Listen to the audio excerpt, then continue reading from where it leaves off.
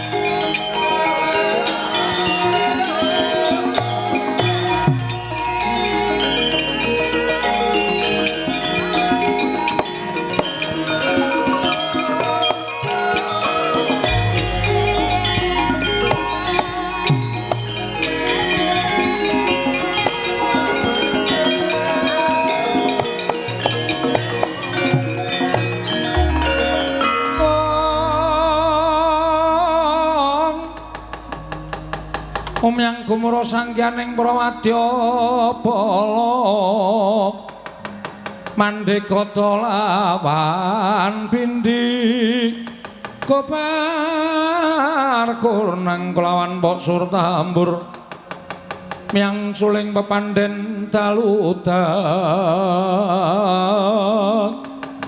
miwah bandera kakandha mawarna-warna oh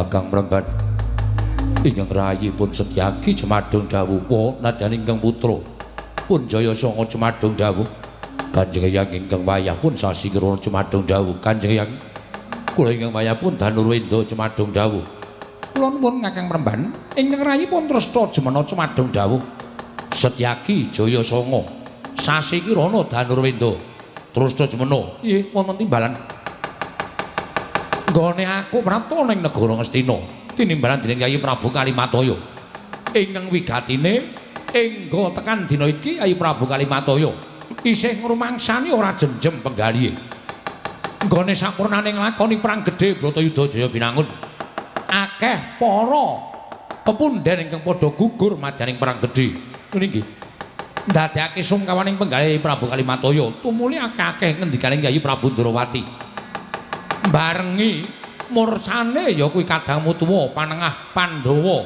ya kuwi Yayi Pamadya mongko ora ana babaning kemangandha ingkang semendhe banon kang tinumpuk saya ndadekake kekes penggalih Yayi Prabu Kalimataya tumuli Yayi Prabu Ndrawati saguh ngupaya menyang endi lunganing Janaka supaya dikanthi kundur marang negara Ngastina mekaten kok ora pula jeng paringipun Kakang Mremban lemaken sangganing para putra para kadang miwah para wayah waktu dina iki dawuh Yayi Prabu Kalimataya cetha dak tampa lamun kabeh para putra wayah ki nderekake jengkaring Yayi Prabu Ndrawati nganti tekan tapel wates negara Ngastina aja nganti ana payu-payu katempu ing samirana aja nganti bab-bab ing Maraja Sukasula selaning garu nonton ngestaken dawuh nah itulah mekaten tumuli dinten samangke dipun tetapaken para wadyabala Setyaki wonten timbalan kowe tak tuding dadi cucuking ngajurit minangka dadi cucuking para wadyabala anakmu kabeh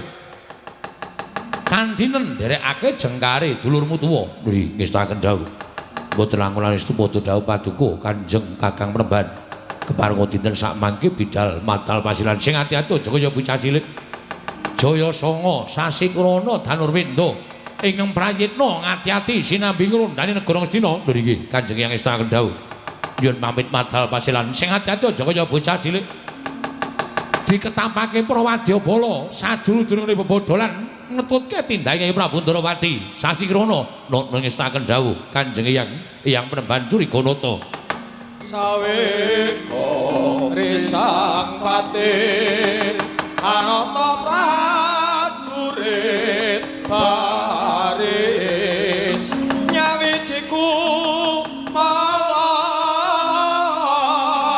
kalanging tekan indo alun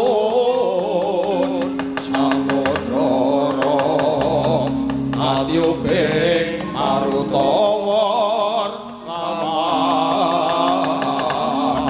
kuntur ketuk wus saweka kabyasa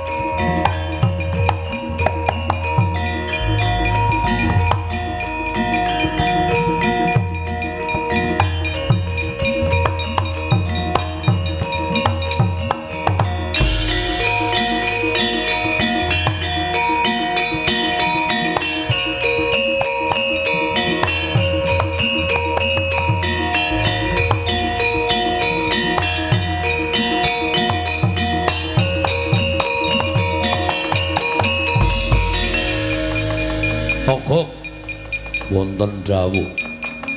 Wiwit budhal saka negara ing Singala. Niatku pancen wis gelem, wis tekad ora bakal iso tindakake meneh. Nggonku bakal ngudi tuwa, males lara wirang. Sedane wong tuaku Prabu Gardopati anggone mati ana ing perang gedhe Bratayuda. Mongko sing mateni wong tuaku ya kuwi ingkang jeneng Raden Werkudara. Kok wonten dawuh. Bratayuda wis rampung durung? Pun suwe. Pun rampung. Wong tuaku mati, nanging aku ora ngerti kabare. Sing menang Bratayuda Pandhawa apa Kurawa? Sing menang Pandhawa. Kurawa guses tapis tanpa sisa. Sedaya pecah wonten ing madyaning perang ageng Bratayuda. Blasah kaya babatan pacing wonten Tegal Kurukasetra. Terus sampeyan niati ajeng pripun? Lho, wis tak kandhake ning ngarep. Ora lega rasane nganti koyo ngudi tuwa, males lara wirang. Sedane wong tuaku. Ing nalika semono caritane sing mateni wong tuaku ya kuwi kang aran Raden Bratasena. Ya Raden Werkudara. Nek jane Kang Rama riyen pun ajeng menang. Nek jane pun ajeng menang Kang Rama. Ning gandeng paitane entek. Iki mbaya empan nggawa papan lung. Kok ngono kok domongke nang kene ora ajeng menang mergo Raden Werkudara nalika semanten wis dicemplungake enten ya niku sega rombel. Sega rombel iki. Sega rombel niku wujude segara ning mboten banyu. Lendut. Lendut nggih. Raden Werkudara mbiyen pun sambat-sambat. Pun mboten iso nglawat dumadakan Kang Rama nalika semanten ilang kaprayitnane. Rikmane iso dijambak dening Raden Werkudara bleseke wonten ing embel. Terus kuwandane Kang Rama dienggo ancik-ancik Raden Werkudara nggone minggah saking samudra embel. Dadi lan sedane Kang Rama niku critane Kang Rama nalika semanten mbelani Prabu Duryudana Senopati negara Ngastina. Mula ya ora aneh. Nuwun sewu sebab wonten ing perang Bratayuda menika nuwun sewu. Ala mungsuh becik. Ora ana ala tumama enten kabecikan mula ora aneh sing ala bakale sirna. Klebu Kang Rama menika mbelani watak Angkara Budi Candrané Prabu Duryudana mula ora aneh nek Kang Rama seda. Lah tumrap kula sampeyan niku ora usah dadak mbelani Kang Rama. Ning anak niku wajib ndongake karo wong tuwa supaya ditampa suwaning ngersaning Gusti diapura sedaya keluputane niku wis kewajibaning bocah. Ora kok kudu sampeyan niku goleki Raden Werkudara. Ora kok kudu sampeyan niku maleske wiranging Kang Rama, maleske sedane Kang Rama niku mboten perlu. Wong Kang Rama niku luput kok dadak belani karo para Kurawa. Lah niku mula sampeyan mboten sah goleki Raden Werkudara. Ora sabab apa? Kok kowe menging karo aku? Ketok gligaping paningalmu kowe kuwatir karo aku. Ngono apa piye? Mboten perkara kuwatir, ning kula niku melang-melang kaya ninggal panganan rung tak tutupi. Jejabang enten tepi ning Balumbang.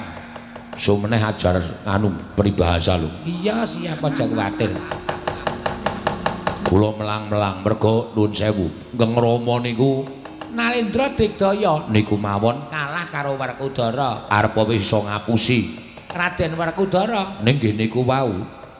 Pakarti sing apik niku ora iso dikalahke karo Pakarti ala. Nadyan wis cemplungke enten loroban samudra mbel ning nyatane Raden Werkudara iso golek dalan menang kalian Kang Rama. Kang Rama seda. Niku mawon contone. Lah nek sampeyan bilani Kang Rama padha karo sampeyan bilani watak Angkara. Monggo watak Angkara niku mboten iso menang karo watak becik. Sampeyan goleki Raden Werkudara padha karo soroh nyawa. Sampeyan ora bales sedane wong tuwa ning nusul karo bapak sampeyan. Ya nek sampeyan niku nusul nek ngerti dalane nek kesasar. Ayo, nuwun sewu anjur ming nuruti hardaning nepsu. Werkudara mateni bapakku ngudi tuwa males lara wirang. Mboten segampang membalikkan telapak tangan, Bos. Mungsuh Raden Werkudara niku nuwun sewu singa-singaning Bratayuda. Bebasan Raden Werkudara niku tangane pendak dina wisuh gethihe wong niku ora luwih saka 80 prajurit. Sedina niku entekke 80 prajurit. Mati kabeh. Ketemu Raden Werkudara niku padha karo ketemu malaikat pencabut nyawa. Nek wis nggawa gada rujak polo dipanggul, wah teng Kurusetra niku mboten wonten sing wani methuke. Ceritane sing jeneng Raden Dursasana niku nek kula critane sampeyan niku mesti miris. Raden Dursasana doyak Raden Werkudara, jambak rambute merga toponge ucul kepleset ajeng mlumpat kali cing ciripit cing goleng. Cing goleng. Niku jambak rambute diloloi nggen gulu niki diloloi kuku Pancanaka bles terus diblerek medhun, tangan niku disempal-sempal, sikil disempal, bar niku terus diangkat awake, getihe diombe karo Raden Werkudara. Warataya. Ngeri mboten? Nek sampean nasibe kaya ngono niku pripun? Ayo mikir saiki ayo. Ketok sampean. Niku nek sampean kula niku nonton lho. Nonton kula niku tuku karcis e. Bratayuda kok nonton tuku karcis ora. Niku Raden Werkudara. Ngeri pokoke ngeri. Estu kula mboten kok. Nek sampean bayangke Bratayuda niku aja mok bayangke perang Pandhawa Kurawa. Ning peranging para prajurit niku lho, wah. Sing jeneng Kurusetra niku paribasane kaya dene banjir getih, krikil luntu ganggeng rambut ora modar. Ora medeni. Sing jeneng sak kemiri niku getih. Blabar teng Tegal Kurukasetra. Mrika tumpuk undung batang menungsa, tumpuk undung batang gajah, batang jaran, batang titiane para senopati sing klumbruk ora karo-karuan.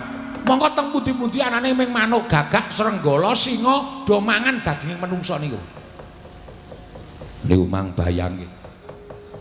Kula mboten kok gawe-gawe.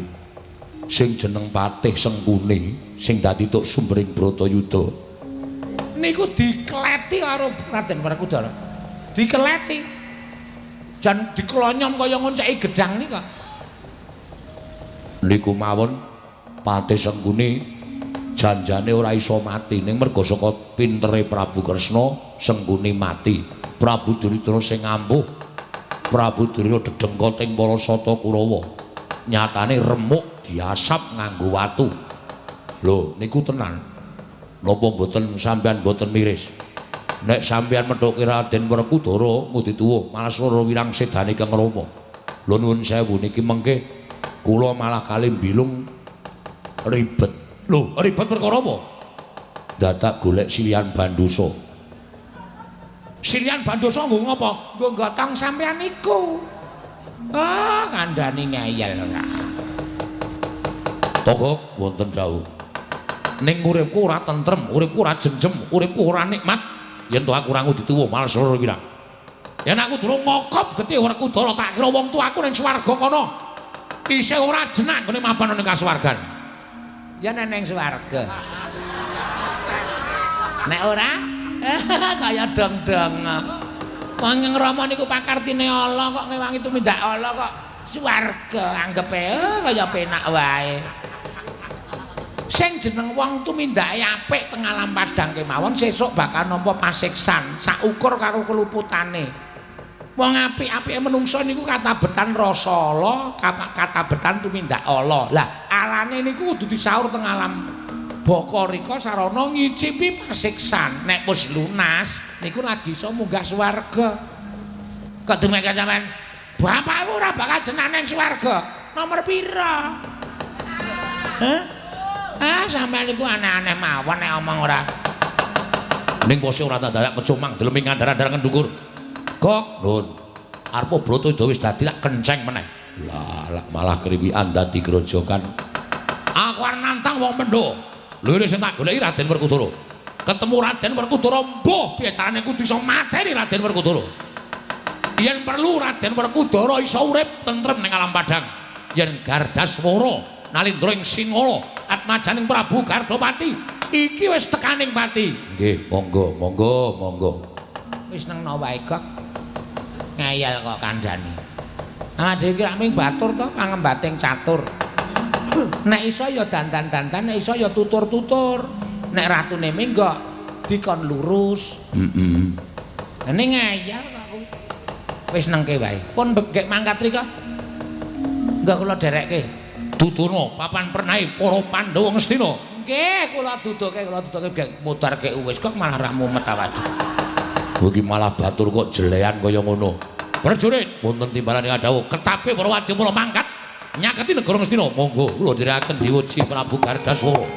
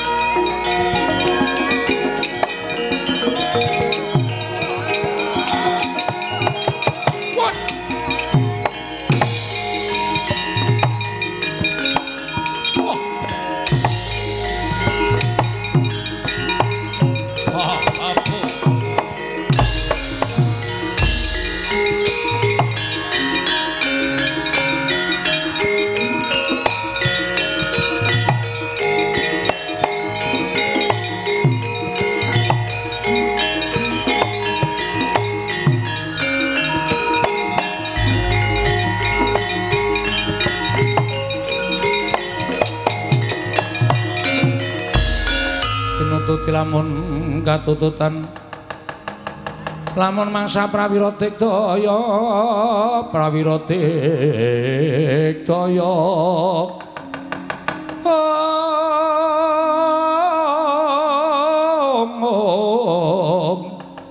Ranggana magawe gelari rawang-wang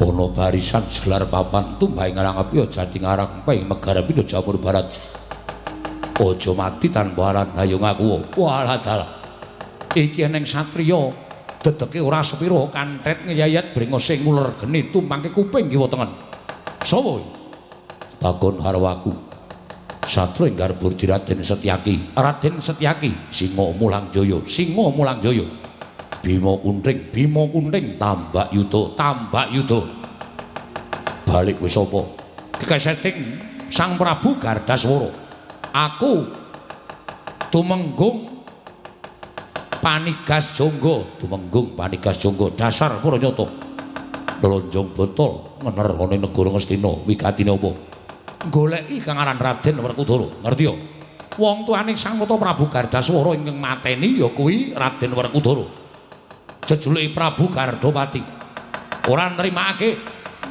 Kanjeng Sinun Prabu Gardaswara nedya males hukum ngudi tuwa sedane wong tuane mula Werkudara kon tekan kene nganggo keset sirahe ora lega rasane nganti kono durung ngokop getih Werkudara ora sakopian gunem tanpa guna ora ana gunane kowe ketemu karo Kakang Mas Banjar Jumut Kakang Mas Werkudara kowe iso ketemu karo Kakang Mas Bratasena iso nyempal bau kiwa tengening Setyaki piye iso nyempal bau kiwa tengening Setyaki babarawa wani harau sing tak wedeni apamu ora minggat suara paket tebak dadamu ning marganing patimu Singalena prapteng lalis Panigas Jangga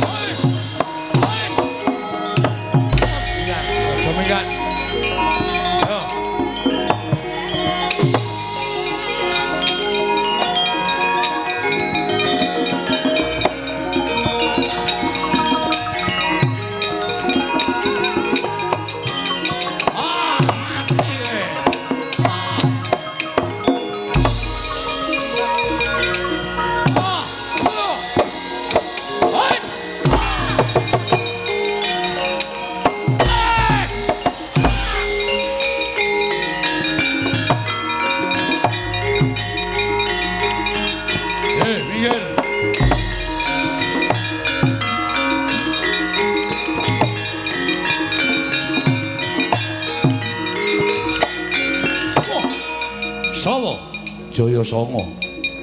Anak Setyaki. Wah, ayo Panigas Rekma. Tukang cukur lho. Dadi prajurit rasakokan bebal. On. On. Wah.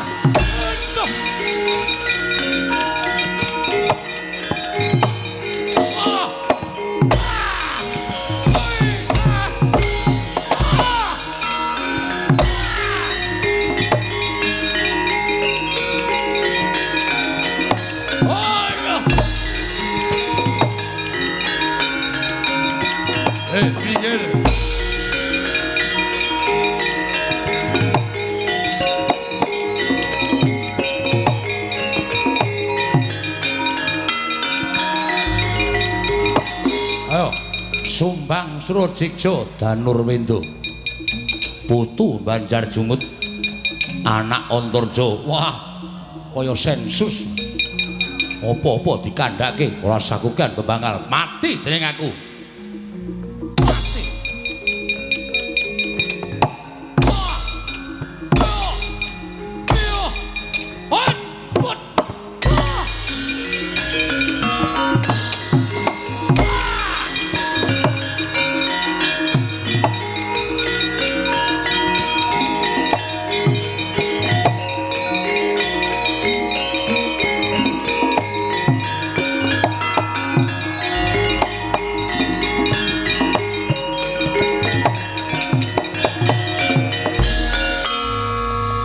Mati kok aku. Nun, mati ya. Tumenggung Panigas Jonggo. Yo. Mung suwe aku ketemu karo satriya, rambute wis werna loro, ireng karo putih. Zebra dengkulmu. Jenenge sinten? Jenenge Raden Setyaki. Yung. Lung. Setyaki kok ya ijek urip. Isih ana lho? Isih. Nyatane Tumenggung Panigas Jonggo ketemu karo Raden Setyaki. Sampeyan gelut kali Setyaki? Iya, Milung. Wah, kalah to? Kalah. Mesti. Setyaki niku saben dina niku ora mangan wae ra apa-apa waton kerengan. Lho, Setyaki kuwi. Setyaki niku mula arep cilik tangane atos. Arep cilik sirahe niku nek ditutuki jane wis ora bak iso gagar otak. Mergane Ora duwe otak. Saking kerepe ditutuki. Setyaki ini. Wah, tangane antep. Aku nyaut tumbak. Dheweke nyaut godo. Tumbali sendal munggah. Kepruke sirahku gadane pruk. Prepet ora weruh apa-apa kok. Mbok presake. Gusti to, ora weruh apa-apa ki mergo dituthuk godo. Oh, lah rak ngono, ora cetha kok omongane. Pun semang mundur. Nek isih kepengin ketemu anak bojo, Mang mundur. nek isih kepengin momong, Putu mang mundur.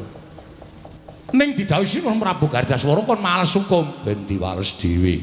Sampeyan ora ngerti Kentrang kimuning lelakon pojok plereting kahanan. mboten sah. Melu-melu Saene mundur mawon. yo pun delik mawon. Yo. Napa etok-etok Sirahe diperban. Nek takoni wis bentret ngoten. Mengkira ora kon maju melih. yo ngono yo. Nggih. Lah sampeyan gunane napa sampeyan totoh nyawa kok sing anu malesku diluwara wirang Prabu Gardaswara kok sampeyan sing ngrekoso. Mati aku. Tumenggung Panigas Rekma. Iya. Ah wis penak-penak ning kios kok dadak perang barang. Mingkari modele piye? Tipis samping apa? Dhuwur jegrak. Sirku bantu karo Prabu Gardaswara. Lah nggih. Ketemu karo sinten? Ngakune Jayasanga. Anak Setyaki kok. Weh lah lho. Setyaki iki duwe anak. Ayo duwe. Jenenge Jayasanga. Iya, ketelah Raden Sanga-sanga. Wo, ora gleleng. Ora ana sing ngalahke kuwi Sanga-sanga. Utawa Kiyu-kiyu. Kalahe karo patroli. Kiyu-kiyu anggere krungu, bubar mbok. Niku Raden songo-songo tangane antep lagi sedelo wae diadaku nganti ra sambegan. Wah, wis masa barang kok. Aithok-ithok tangan wak perban men ora kon maju perang. Lah, ngonten niku golek cara dewi-dewi ngonten iki. Sumbang Surajigja. Ora nyumbang ora apa-apa. Tumenggung nek cethil ya ngene iki ya lho. Iya, sandangane apik dhewe teng Glebyar ya. Dikirimi apa-apa ora tau nyumbang, ora tau jagong. Mula jenenge Sumbang Surajigja. Toko wonten dawuh. Aku ketemu karo pawongan jenenge Danurwindo. Danurwindo ya. Anak Antarja putu Banjar Jungut. Sapa lung? Banjar Jungut ki saploke Raden Drasasana mati, iki kasatriyane diagem Raden Werkudara. Oh, ngono to. Iya. Terus Raden Janaka ki saploke Raden Tirtanata mati ki kasatriyane dienggo karo Raden Janaka. Mula katelahe satriya ing Bana Keling Raden Janaka. Ora Madukara. Ora. Madukara terus dadi apa? Madukara ki dilebur dadi pabrik. Oh. Jenenge Madu Kesma. Pak Gwajul raimu. Madukara dadi Madu Kesma ora Damongi ngeyel ora. apa iya? Wah, wonge digdaya. Aku diajar kok mundur mawon. Mengki kula tak sik melayu, tak matur Sinun Prabu Gardaswara nek prajurit padha nungsang puyang gudel bingung. Numbuk bentus mergo kalah karo wong-wong Astina. Engko nek nganti ngerti lho, Gok. Wis nek ora dingonone ndak ora rampung-rampung lelakone. Sinuwun ngaturaken ketiwasan menawi boten sampeyan ingkang majeng menika mangke boten saged kasembatan gitu.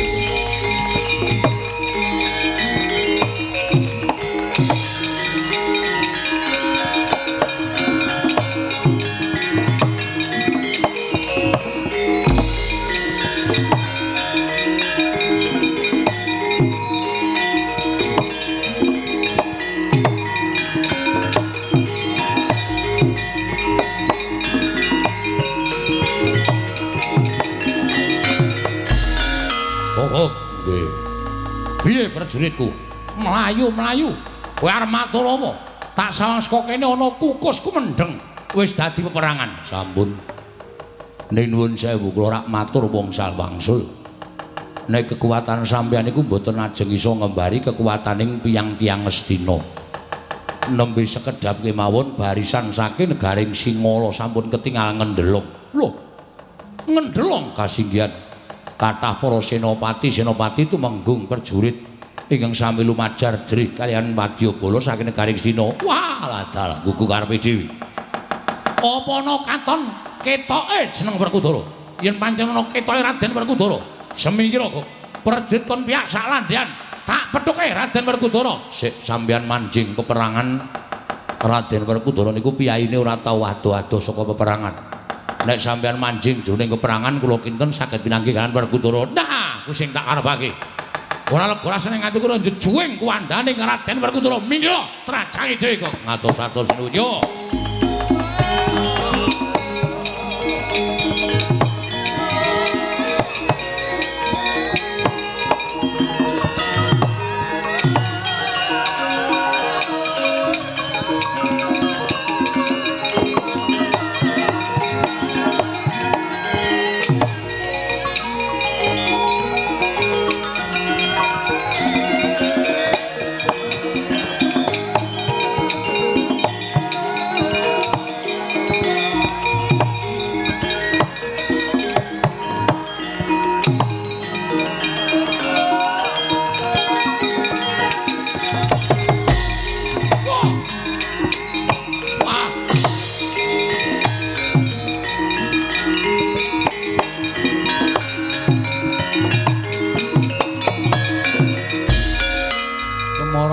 Sumyung ambreng kati karonaning kaswa seda sang gondo astrat mojo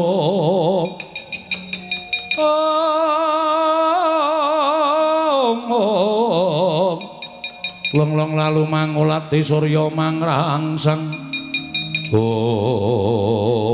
wah ana satria gagah gedhe dhuwur. Aku wae kalah gagah. So, luwih dhisik ngaku.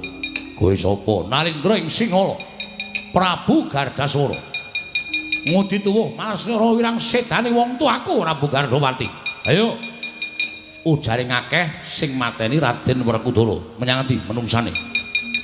Endi Raden Werkudara? Ora lega sing nganti kowe ora jejuing kuwandaning Raden Werkudara. Lekno mripatmu gatena gobokmu.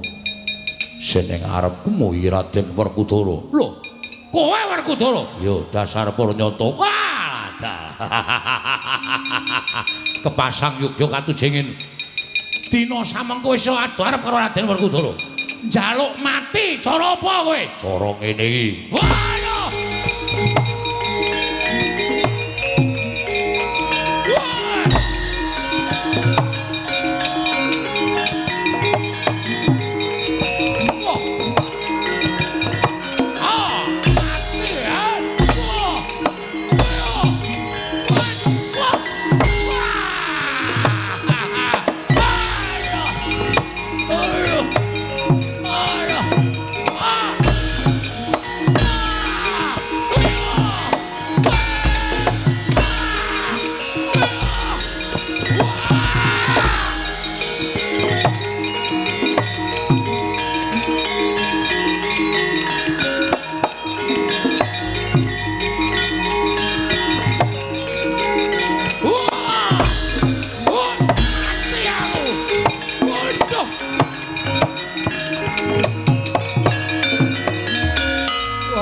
Mati aku Raden. Aku njaluk urip. Aku kapok Raden.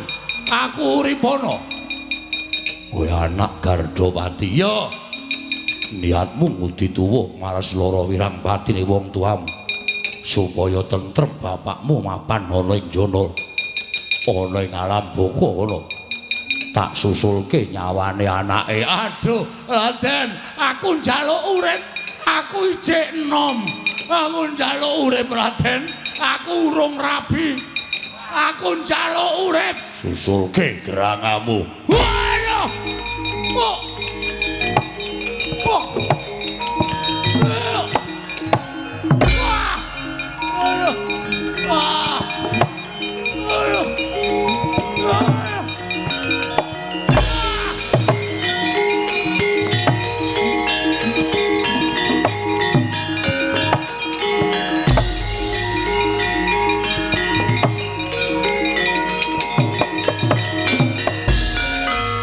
Sapa Werkudara iki lho iki? Iki sapa to mateni? Gardaswara Ratu Singala. Gardaswara iki lho. Gardaswara ya anak Gardawati bapane tak pateni. Anake ra trima. Arep mateni garwaku. Tak susulke bapane. Tok nek alamat to? Ora. Engko nek nganti kleru dalane. Wah, udus. Wong tuwa gojek senengan. Ya nggo selingan kok ya. Pokon sepaneng terus. Ayo ora apik sepaneng terus ya ora. Wah, tenang kok.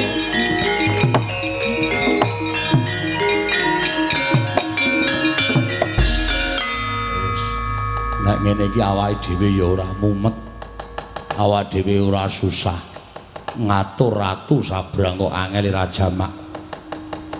Isih mumpluke getih egok. Wis ben. Mati ora ambegan kaya ngono.